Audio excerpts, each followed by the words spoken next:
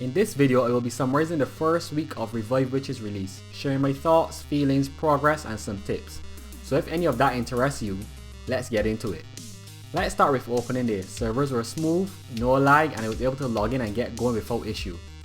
I did experience a few crashes though, but they were few and far between, and I'm not sure what the cause of this was at the moment. Could it be a memory leak? Could it be my device is weak? I'm not really sure, but there weren't many and they came maybe after 2 hours or so of constantly playing. Which brings me to my first tip, graphical settings. There isn't much control here, but you can click on the portrait in the top left, press settings, and from here you can set your frame rate to 30 to ease your battery, and some lag if you are experiencing any. This tip is mostly for older devices. While you are on this menu, you can change your movement type to tap to move if you don't like virtual joysticks.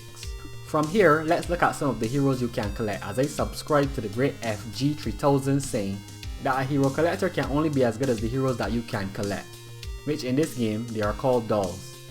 Starting off with one of my favorite characters who is of the lowest rarity, believe it or not, and that is Faye. Scrolling through, you can see some of the dolls that I've managed to collect so far, and overall I'm going to tell you that design wise and even skill wise, this is one of the best hero collectors I've played thus far. Which brings us smoothly into how you can collect said dolls, aka the Gacha. And straight up, these rates are trash.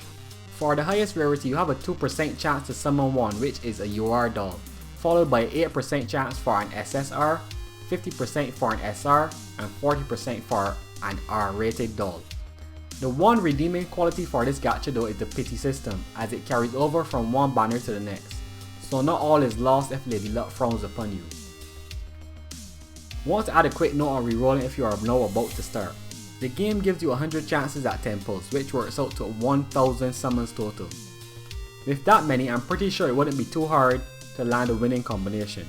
I am not one for rerolling, but I did end up doing 2000 summons because in my first 100 rolls, I was looking for a very specific character who I didn't realize wasn't obtainable in that starting pool. So I did it a second time and went all the way down to the end once again and settled on a UR healer and an SSR support of the same type. My advice is to take a UR doll of your choice and possibly a matching SSR of the same color, since the odds aren't that bad to get that specific combination. If you are meta chasing, then you already know what you want and my advice won't apply to you. Just note that outside of PvP, this game is quite easy to get through with probably any character. I myself am using one of the lowest rarity characters and getting through just fine. Finally, to wrap up, let me go over some basic gameplay. You go to adventure mode and from there you select the chapter that you are at. Once you start the chapter, the game plays like a watered down old school RPG. Take Final Fantasy 1 to 6 or Octopath Traveler if you want a more recent game. I say watered down because mostly it just involves solving a few puzzles and battling a few enemies. I myself personally enjoy it, but depending on your taste, you can find it quite annoying. And I can acknowledge that for the most part it doesn't add much to the game, unless you really like looking at pixel artwork. But back to the gameplay. Your goal is always to get to the end of the adventure while finding the treasure chest on the map for extra rewards. The battle system is quite spectacular in the options it gives you. There is a manual mode, full auto mode, and partial auto mode. I won't explain all the details right now as the tutorial does a good job of it. But if you choose to play in manual mode, you can do things like time your skills to stun bosses out of casting their own skills, and the witch, who is your default / main character, has a move where she negates damage by sending the attacks to another dimension.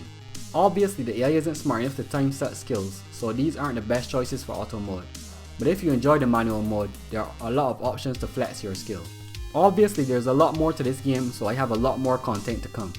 Just wanted to give you a quick first glance at the basics of this game, so you can get a quick look and feel and decide if you want to play. Until next time, Faye is big.